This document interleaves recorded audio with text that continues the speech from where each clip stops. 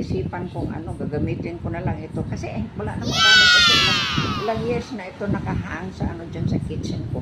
Hindi, sticker ba? Kaya kailangan na ako ha? Teka, ito si Lily ha, mag-umpisa na ako. Ano ko, ito kasi ang tingin ko sa itong hawker, anong tawag ba nito, bangko at saka hawker ba ito, tapos para bang madilim na ang iyong itsura niya kasi medyo matagal-tagal na rin ito kaya pinturahan ko ng ano ng ivory para magiging attractive ba kasi magpapasko na ano na ngayon 28 na ngayon, October 28, marapit na magpapasko, tapos ito ay bulingit pa. Ano ba yung bulingit sa marumi? Yan. Umpisa tayo ha, okay. Yan, magiging pogi na ito mamaya.